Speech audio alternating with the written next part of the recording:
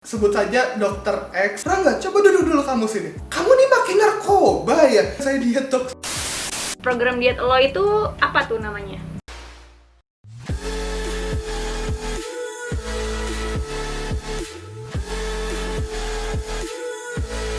Halo teman-teman, aku Indah. Jadi kali ini aku mau ngobrol bareng temen aku. Menurut aku dia tuh inspiratif banget karena aku kenal dia dari 2016 dan sekarang tuh dia bener-bener bertransformasi dengan luar biasa sih. Dia itu udah bisa nurunin berat badan sampai sekitar 30-40 kilo lah mungkin, pastinya ntar kita tanya aja.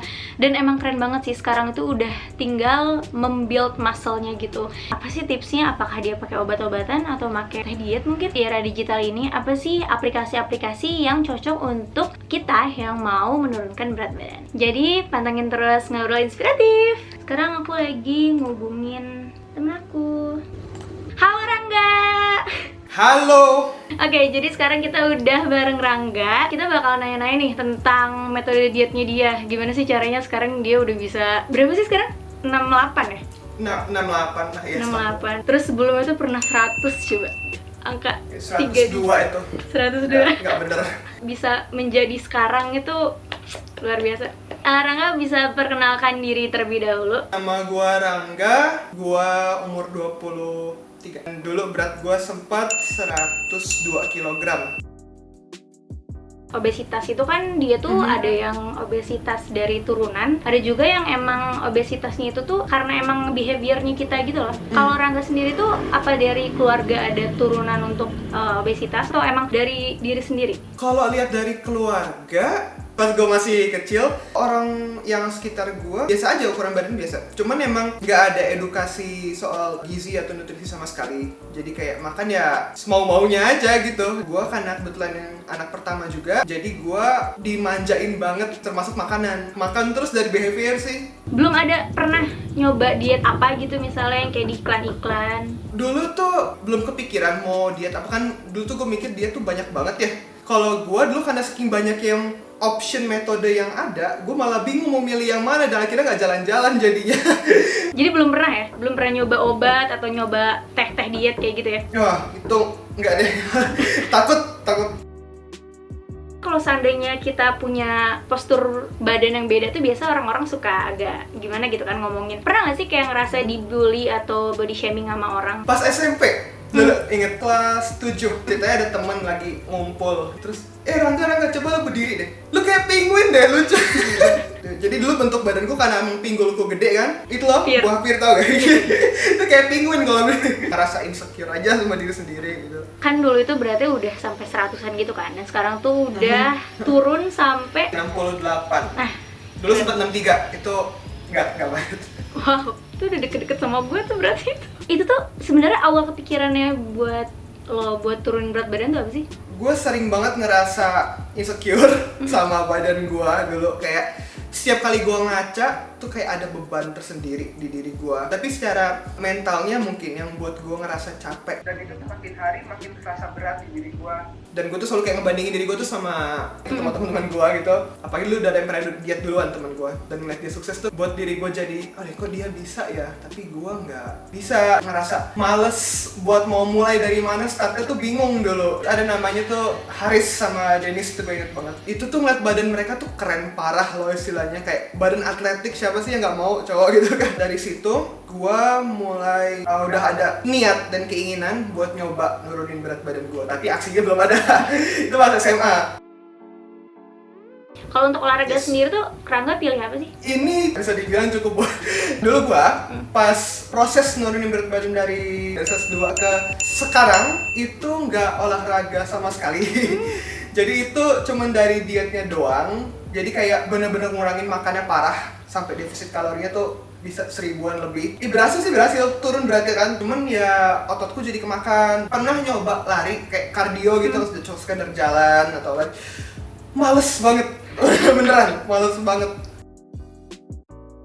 Ada nggak nih, jadi ketika lo udah sedang berproses menurunkan berat badan, kebiasaan lo yang lo ubah gitu?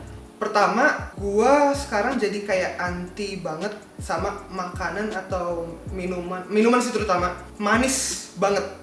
dan itu nggak ketakar gitu loh. Ya misalkan tertakar pun kayak misalkan lu ke Indomaret gitu, terus lu nemu ya minuman-minuman botol, itu gue juga sekarang jadi kayak aneh rasanya kalau minum itu, karena itu kalorinya gede banget dan itu nggak bawa manfaat buat gue rasanya. Jadi satu itu. Terus jadi gue karena kebiasaan ngelihat apapun yang mau gue makan, jajanan itu harus gue lihat dulu kandungan nutrisinya, kan di belakang itu ada ya biasanya. Itu gue lihat biasanya kalorinya berapa, terus ini lemaknya berapa, karbohidratnya berapa. Jadi kayak makrosnya tuh gue liatin semua gitu. Yang ketiga itu gue timbang semua makanan yang atau minuman yang gue makan sekarang tiap hari. Jadi timbangannya tuh kayak gini. Jadi ini ada 2 yang gue pakai timbangannya. Ini timbangan yang dari dulu gue pakai. Makanannya biasanya gue taruh di piring, gue taruh, terus kurangin berat piringnya, terus gue timbang makanannya berapa. Terus gue search tuh di aplikasi namanya MyFitnessPal. Jadi gue cari misalkan dada ayam berapa, gue timbang. Nah nanti gue masukin sekian gram, terus nanti kalorinya tuh keluar dari situ. Make ini ribet coy, tapi gue tahan make ini dulu lama. Kalau make yang ini, gue tinggal klik doang, nanti keluar tuh kan berapa. Jadi itu sih kebiasaan banget, apapun sekarang gue timbang. Kenapa gue beli yang baru ini? Jadi gue bisa bawa kemana-mana. Kalau gue makan keluar juga itu bisa bawa buat timbang gitu. Yang keempat, ini ngebantu gue banget. Gue minum kopi, teh, susu kombinasi itu sama Tropicana Slim. Kayak perbungkus kecil tuh cuma 10 kalori. Itu tuh kalau gue masukin ke diet sehari-hari gue tuh kayak nggak ada makanannya buat bisa ditambah sebenarnya, jadi kayak ringan banget gitu loh. Itu gue kombinasi misalkan teh sama susu, kopi sama susu, karena mereka ini kalau terutama kopi itu kalau diminum itu bisa ngebantu banget buat nahan rasa lapar atau menekan rasa lapar. Jadi kalau berarti teh sama kopi tanpa gula gitu ya, itu bisa nurunin? Bisa, bukan nurunin sebenarnya, tadi neken rasa lapar supaya lo nggak banyak makan jadinya. Ngebantu kalau lo minum kopi, terutama kopi ya, itu ngebantu buat lo buang air besar. Kopinya kopi yang hitam ya, bukan kopi yang manis. Baru tau sumpah. Tapi emang banyak khasiatnya juga sih kopi hitam itu. Lo males dari sisi olahraga, tapi lo rajin dari sisi nimbang-nimbang makan. Beneran, gue semua yang harus gue makan tuh sekarang harus gue timbang, kecuali bener-bener terpaksa gue kira-kira dan gue mikir-mikir banget mau makannya gimana. Dari sekian banyak program diet lo itu apa tuh namanya? Mungkin bisa disebutin gitu, atau lo tercetuskan dari siapa gitu lo diet pakai program itu? Jadi sebenarnya dasarnya kalau orang diet itu, ini sebenarnya juga orang-orang awam itu salah di definisi diet. Diet itu sebenarnya kan komposisi makanan yang kita makan, menunya apa aja yang kita pakai buat kita konsumsi ya. Nah, jadi kalau kita ngomongin soal diet apa, berarti kelompok-kelompok makanan tertentu yang kita makan supaya bisa kita konsisten makan tiap hari kan. Kalau gua nggak ada ngikut program diet tertentu, mana gue mikir semua diet itu dasarnya sama, tujuannya untuk nurunin berat badan kan. Dan untuk terjadi penurunan berat badan itu, kita harus mengalami yang namanya defisit kalori. Defisit kalori itu kebutuhan energi harian kita konsumsinya di bawah kebutuhan harian tersebut. Misalkan, contohnya gue ya, dengan berat badan gue yang sekarang dan tinggi 170 cm, kebutuhan harian gue 1950 kalori. Gue kalau mau misalkan turunin berat badan, itu gue makannya harus di bawah itu. Kayak misalkan gue kurangin 200 kalori, semakin banyak lu ngurangin kalorinya, semakin cepet buat nurunin berat badannya. Dulu gue nguranginnya sampai 800 sampai 1000 kalori. Wow. Jadi setiap 2 minggu tuh turun sekilo.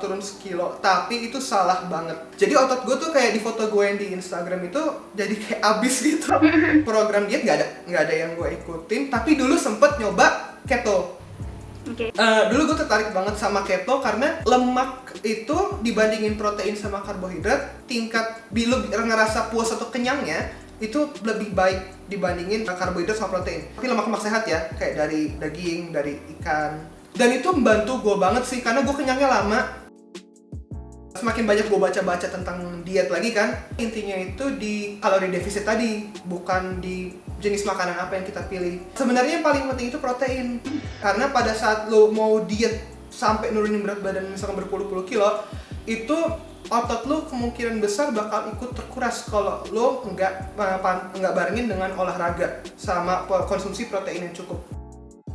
Tadi kan lo bilang ya ada angka-angka tersendiri, tinggi badan lo berapa, terus kalori per harinya berapa, itu tuh bisa dapat dari mana tuh? Search langsung TDEE calculator atau Total Daily Energy Expenditure Calculator. Nah, di situ nanti lu tinggal input tuh di websitenya. Pilih aja yang manapun. Itu nanti lu masukin umur lu, terus masukin berat badan lu, tingkat aktivitas. Kalau gue masukin ke paling nggak aktif, gue bakal ditaruh ke kalori yang paling sedikit. Jadi secara garis besarnya lu bisa tahu apa aja yang lu makan di hari itu dan nggak terlalu over perkiraannya. Mungkin lo bisa cerita ya, ada mungkin satu pengalaman yang mungkin cukup unik menurut lo ketika lo lagi menurunkan berat badan, jadi ada perubahan apa yang lo rasa dan mungkin dari lingkungan sekitar ya? Dulu sih kan, dulu tuh gue sebenarnya mulai niat diet banget dari KKN ya. Terus kita semester berapa sih? Semester 5 nggak sih? 5 ya? Iya, semester 5 ke 6 kan ya. Begitu gue pulang KKN kan gue turun 10 kiloan tuh. Untuk pertama kalinya mungkin tulang rahang di muka gue tuh kelihatan.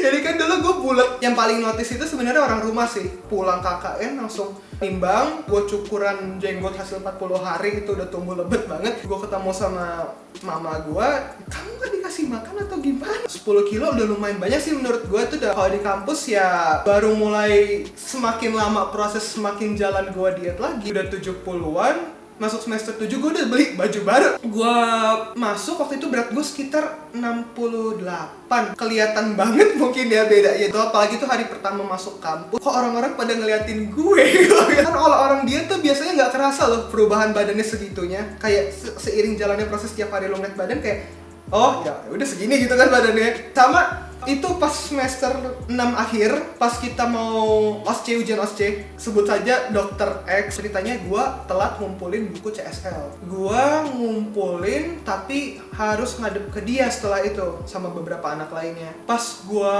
ngadep, tahu-tahu dokter ini ngomong, Rangga coba duduk dulu kamu sini. Kaget kan gue beneran kaget, awalnya panik kan. Aduh, terus duduk kan gue agak gemeteran gue. Kamu nih pakai narkoba ya? Itu gue langsung, gue di satu sisi agak kaget dan di satu sisi gue agak lega. Enggak dok, beneran kamu, jangan bohong kamu, makin narkoba ya kamu ya. Saya diet dok.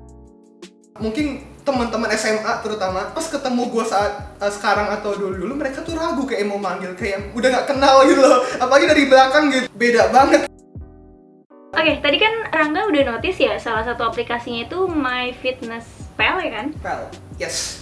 Menurut lo itu recommended buat teman-teman yang mau mencoba diet atau ada rekomendasi lain aplikasi-aplikasi apa yang bisa dipakai gitu atau di-download? Oh, itu menurut gue udah paling recommended sih. Sebenarnya fungsi aplikasi ini ya buat nge-tracking kondisi lo. Gue pun pakai yang free, bukan yang premium. Jadi dari dulu hari pertama gue download sampai sekarang tuh gue rajin login kan. Jadi kayak udah 300 sekian hari login gue. Fitur kedua yang gue pakai tiap hari adalah buat gue nge-input apapun yang gue makan. Itu ngebantu banget buat orang yang mau diet. Harus, menurut gue wajib pakai. Kalau menurut lo lebih baik orang itu nurunin dulu berat badannya atau lebih baik dari awal kita udah fitness gitu? Lebih baik mana tuh? Sebelumnya mohon maaf ya, gue bukan certified nutritionist atau orang yang dibilang ahli di bidang ini. Gue cuman mau cerita dari yang pengalaman gue yang udah pernah gue alamin. Alhamdulillah berhasil. Jadi yang gue saranin, lo kudu nurunin berat badan itu dalam kecepatan yang stabil, nggak terlalu cepat, kayak misalkan sebulan 1 kilo, tapi diiringin dengan olahraga kardio dan terutama weightlifting sih, angkat beban, sambil bisa jaga kualitas diet lo supaya biar nggak kayak gua cuman fokus ke kalori defisit. Itu nggak ada bedanya sama orang yang sakit dan berat badannya turun. Dengan weightlifting ini lo bisa mencegah otot lo dipecah buat jadi energi badan lo. Selain adanya angkat beban tadi, lo harus makan konsumsi protein yang cukup buat badan lo, 0,5 sampai 1 gram per pound. Misalkan gua 153 pound, gua bakal mengkonsumsi protein 151 gram protein. Oke, sekarang kita udah ada di ujung ngobrol kita sama Rangga. Rangga, terima kasih banyak udah sharing-sharing sama kita. Oke teman-teman, jangan lupa pantengin YouTube-nya Zulfa Indah di Ngobrol Inspiratif.